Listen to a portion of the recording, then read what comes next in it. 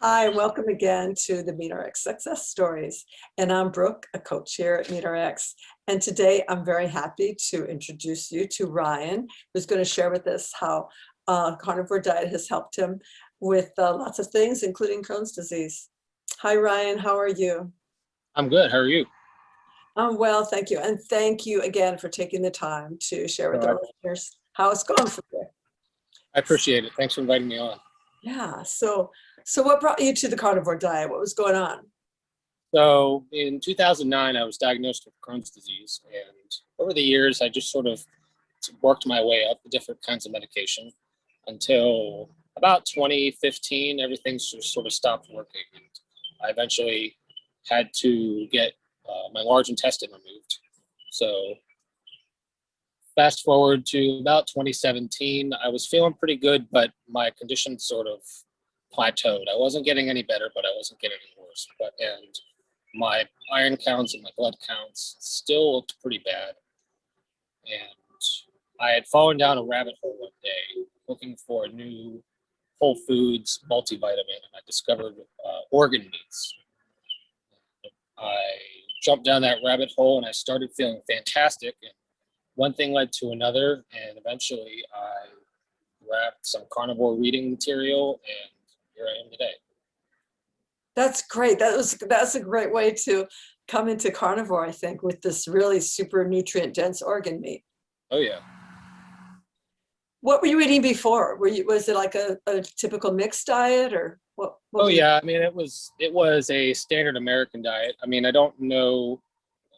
I understand with Crohn's disease, at least when I was diagnosed all those years ago, they didn't really have one answer as to what caused it.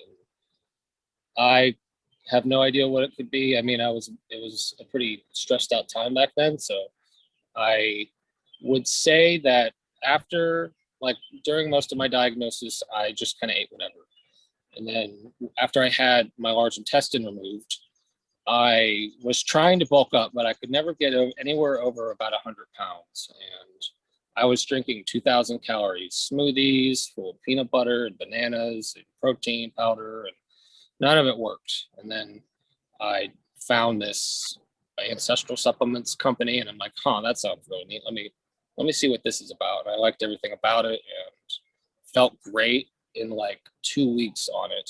And so I just, like I said, I jumped down a rabbit hole and I haven't come out yet. So you first started taking the ancestral supplements, desiccated organs, a variety, Yeah. and did you follow a protocol of theirs for your diet? Uh, yeah, a little bit. I had purchased some of their base products, and I really wasn't sure where to go because I'd actually had my large intestine, and then my gallbladder had to come out too about 6 months afterwards. So I was a bit of a mess, and I actually reached out to Brian at Ancestral Supplements, and he gave me a nice little protocol to work off of, and what his recommendations were. And I used that, and here I am now. It's everything sort of seems to be working how I have it now. That's great. Yeah, I know that he's really great with customer service. Yeah. He's really easily you can reach out to him, and he's accessible and he's helpful. Yeah. That's really awesome. So then you started to, at that point, did you start eliminating plant food? Yeah. I noticed that when I started cutting out all those things they told you were healthy, like spinach and kale and green powders, that I felt significantly better. And actually, I think the there was a bit of a silver lining to having my large intestine removed, because I know a lot of people when they start carnivore have a lot of digestive upset, and I don't necessarily have to worry about that. And you have an ostomy bag, so I think that gives me a little bit of an edge. And yeah, I just first it was like the green powders and the protein powders and the plant-based this and the hemp proteins, and and even when I was eating those things and trying to like incorporate them in a healthy manner, it just didn't work. I was flatlining. I didn't feel great. I was bloated. I would have all sorts of digestive upset symptoms.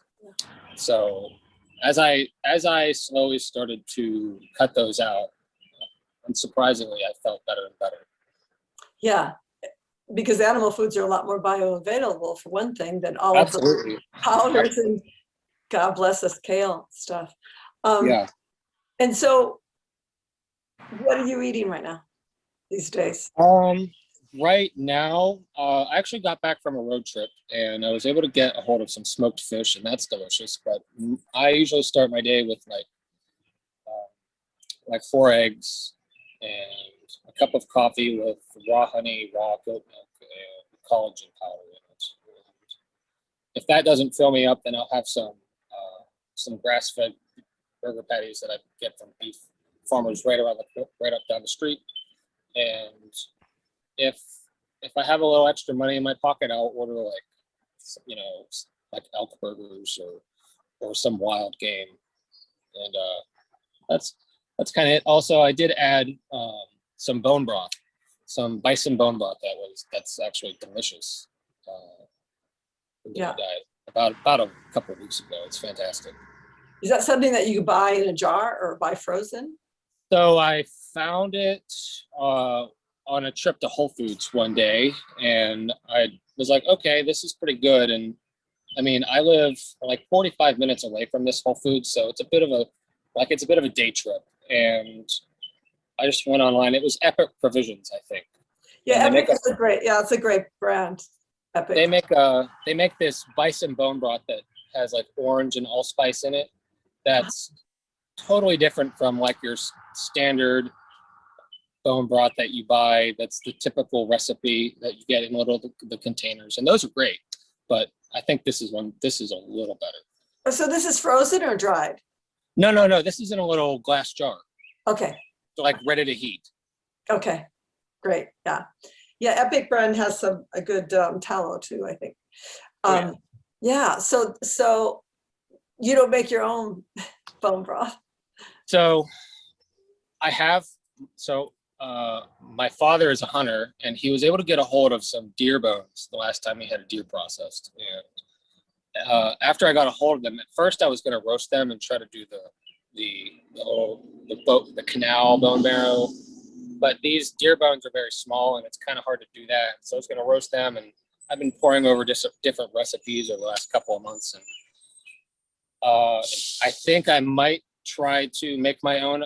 I didn't realize how much of a labor intensive process it is. I think it takes anywhere between a day to 2 days. It depends on how much you want to get out of the bones.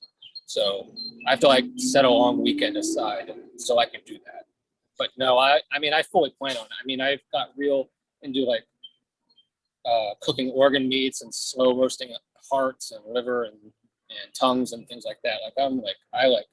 I went down this rabbit hole, and I went crazy with it. Do you have a pressure cooker? I have a slow cooker. The slow cookers are great, and a pressure cooker is great too. They're both real time savers. Sometimes I use a pressure cooker when I make bone broth, and it's like a lot. Okay. But a slow cooker, you can just put it outside and let it cook for days. Right. Yeah. So it's just a matter of like, I got to set like 3 days, maybe 2 days, hopefully, to like sit down and be like, okay, I'm going to do the thing. Or you could do another thing, another shortcut. You could just buy like Great Lakes grass-fed gelatin, and I actually have that. Yeah. I have that. So you can incorporate. I mean, that's really that's what you're going for with bone broth, and so you could add that gelatin and that glycine to different things. Oh, okay. Yeah. I mean, I'd seen a recipe on how to make animal-based like gelatin gummies. So I want to say it's like tart cherry juice, a little bit of lime juice, maple syrup, or raw honey, and then this gelatin powder. So I've even been getting into the confection side of animal-based eating. Yeah, you could definitely do that, because I heard you say that you incorporate honey in your coffee, so you could just put honey in this. Yeah. Mm-hmm. Yeah, and then you could always have it in the refrigerator in a jar. Always have the cubes in a jar, and then you've got your glycine. Right. Your no, I'd pop them in my mouth like right before dinner, or right after dinner, like with the tart cherry juice. Apparently, it makes you sleepy. So. Oh, that sounds good. Sleepy and tart cherry juice. Right. Sound good. Yeah. So what are some of the other benefits besides obvious, a digestion and feeling good? What are some of the other benefits? Um, Honestly, I'm always in a much better mood. The digestive, again, I can't, that was really the thing that I undertook carnivore for, was to Yeah. feel and to get all of my um, internal issues all squared away. And that's great. I mean, I sleep better. I, with the ostomy bag, I find myself, I don't find myself having to like worry about it as much now. Like I don't have to worry about running to the restroom, things like that, because when you're eating something that your body basically uses like 100% of, you're not dealing with that. And so if I have that, and then I have, like I said, I have a lot more energy through the day. I have a lot more mental clarity. I sleep better, and I mean, I can't ask for much more than that. What does your physician say or think with? Huh? What does your physician say or think with your diet? So I have like 3 doctors. I have a hematologist, I have an IBD doctor, and I have a surgeon who performed the surgery for me. I was only really tapping into the organ meats the last time I saw the surgeon, and he thought that was a little weird, but he was okay with it. The IBD doctor had he was of the same opinion. They thought it was a little weird because they think you say I'm going to take organ meat supplements, and they think vitamins, like Right. oh, is he taking vitamin D? So like they don't have that in their computer, like thymus gland. They don't have thymus gland in their computer database. So I'll be seeing both of those guys in a couple of weeks. But I actually saw the hematologist a few weeks ago, and this is what actually spurred me to make the post that got this interview going. Was he was right on board. He was like, right on, heck yeah, that's cool. Keep doing what you're doing. Because the hematologist, they do, so he does blood work for you and checks on different blood work. Yeah, I see him once every 6 months. So things were starting to improve a little bit, and he didn't object to anything I was doing at the time. So, and then actually just a couple of weeks ago, and I think it's just because of my weird internal organ situation, but I actually went from just swallowing the organ meat capsules whole to chewing them up. And I've gotten actually a lot more profound benefit from doing that. Uh-huh. So that's interesting. So maybe it makes it digestible faster or something to chew. Yeah, maybe. Like I said, I had my large intestine removed, and then 6 months later, I had actually been on a feeding tube for about a year and a half because I just wasn't gaining weight. Yeah. And so this feeding tube thing was a year and a half, and it was intended to put weight on me by bypassing my digestive system. They didn't tell me that a side effect of doing that for so long can actually damage your liver and your gallbladder. My liver was kind of messed up, but my gallbladder definitely took a blow. And 6 months after getting my large intestine removed, I went under thinking I was going to get a regular procedure done like everybody else normally gets a gallbladder removed. I was going to be in and out by the end of the day. I went under at like 7 in the morning. I woke up at 5 because my gallbladder had been so inflamed that they hit a hepatic artery in my liver. Oh no. And I required open surgery and some reconstructive surgery. I honestly just think like my insides look like balloon animals at this point. So that was a big hurdle that was harder to recover from than the large intestine surgery, if I'm being quite honest. And so I think chewing up the organ meat supplements is maybe that just I get a better benefit. It absorbs quicker. I think that's what's going on. Yeah. So maybe absorbing more of the nutrients quicker. Right. Yeah. So with the ileostomy bag, does it give you a quicker feedback on what's working and what's not working? Yeah. Yeah, I think so. It like if there are foods that, you know, cause inflammation or like that don't agree with me, then it usually like I'll have a lot more what's called output. I have to empty my pad a little more frequently. When I when I eat straight carnivore, nothing but red meat and eggs and seafood through the day, I find myself I have to use the restroom and empty my ostomy bag a whole lot less.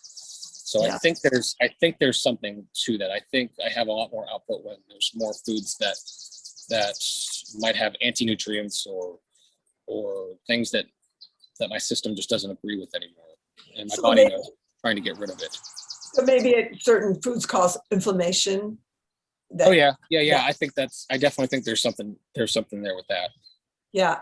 And what are some of the, or have you been able to notice what less inflammation, or what does that look like for you? Less Um, like I inflammation. said, less inflammation is I sleep better through the night. So Yeah.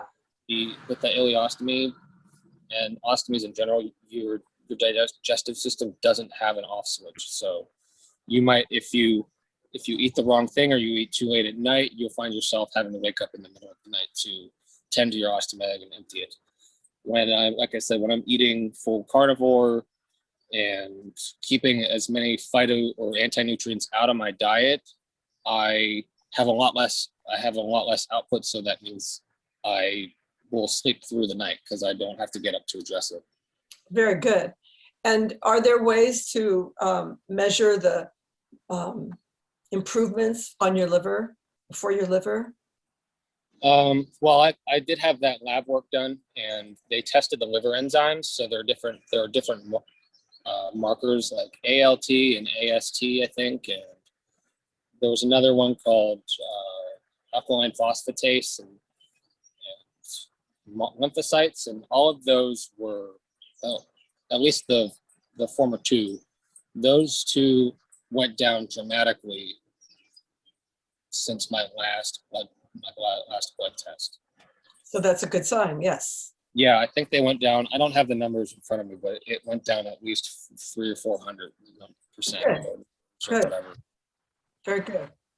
Um, well, what are your favorite things about the carnivore diet? What are my favorite things to eat on the carnivore diet, or what are my favorite Okay. things Yeah. What are your favorite things to eat on the carnivore diet? to eat on the carnivore diet? Well, obviously, the normal answer that everybody gives is probably steak.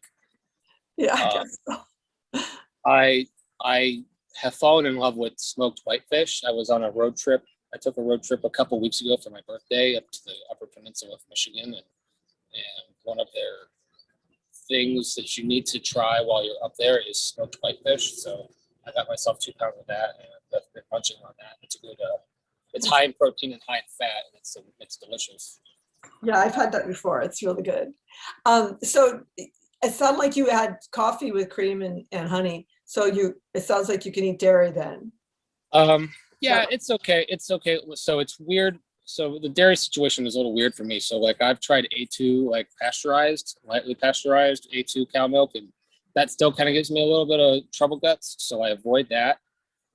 And I noticed it makes my skin break out. But I have very little issue with raw goat milk on the other hand. So it's a little more expensive, and I actually get it from a local goat farmer that's in the middle of the state. And there's a co-op, and they brings it out to me every Wednesday outside of a parking lot.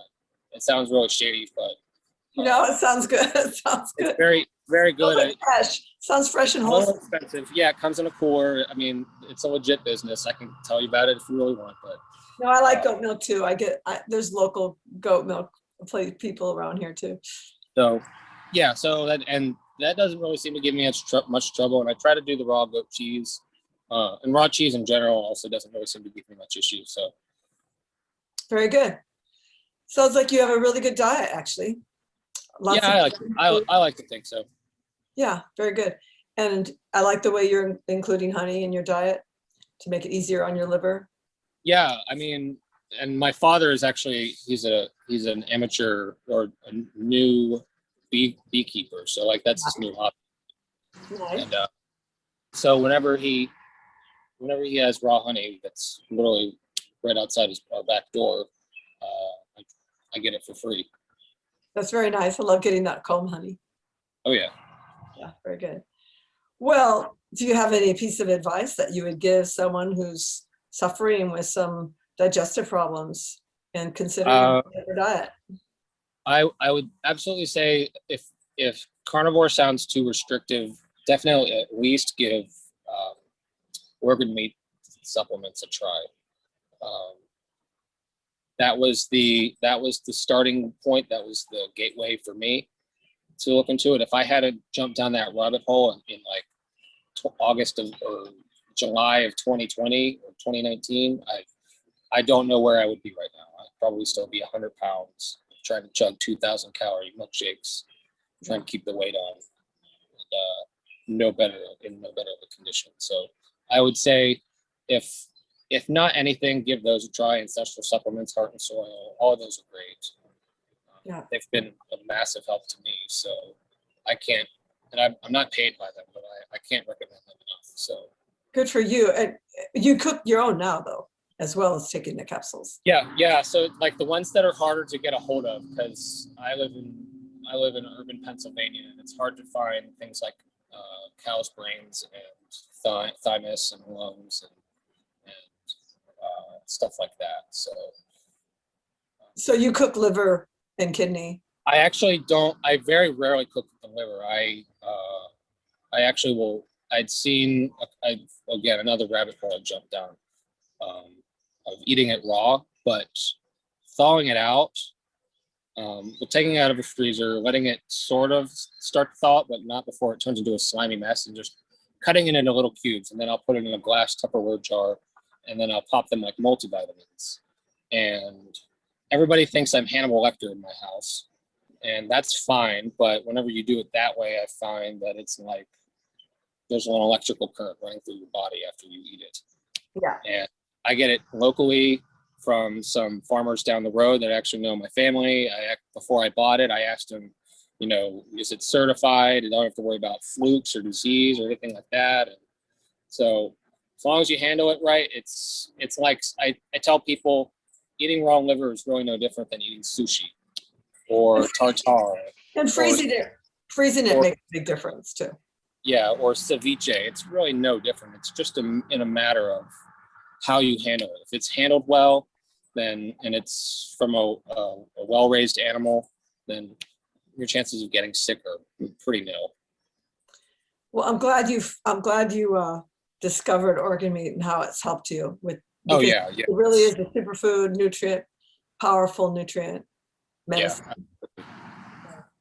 I'm happy for you with that. I appreciate that. Well, I really appreciate you sharing this, and I know it's going to help some people that are struggling with the same things. Yeah. So, I hope it helps. I really do.